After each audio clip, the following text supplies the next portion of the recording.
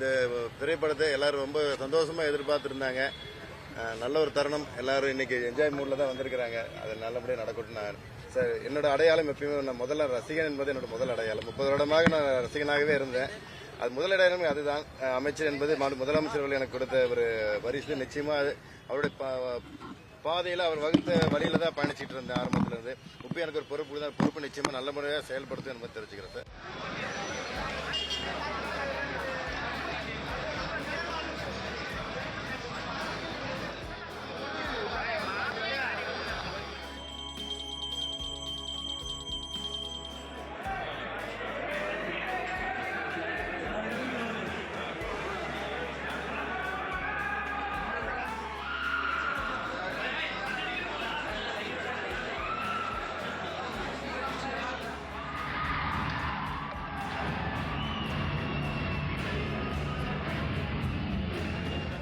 என்னன்னா 30 வருஷத்துக்கு மேலாக ஒரு உயிராக நேசித்த அந்த சினிமா அந்த அளவுக்கு அர்ப்பணிப்பு, டெடிக்கேட்டடாக, சின்சியராக, டிசிப்ளினாக ஒர்க் பண்ணார். அந்த வெற்றிக்கு எல்லாரும் ஈஸியாக சொல்லிட முடியும்.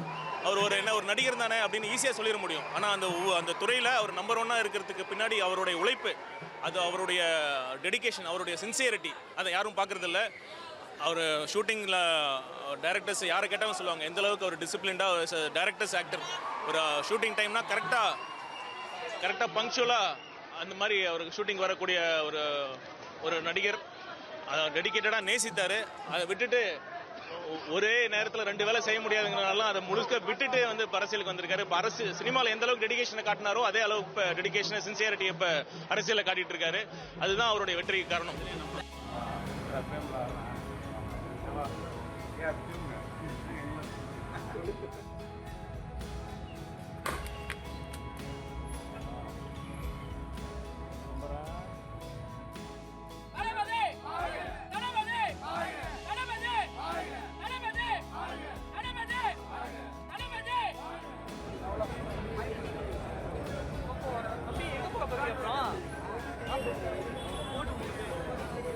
ரசிகர் தான் நம்ம வந்து அதை கொண்டாடுவோம், பயங்கரமாக அதை செய்யக்கூடிய ஒரு இதுதான்.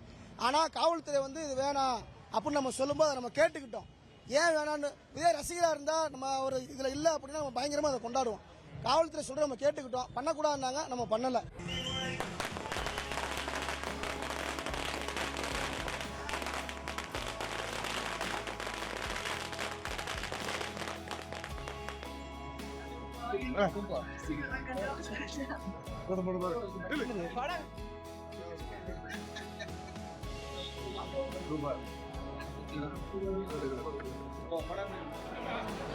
ஆமா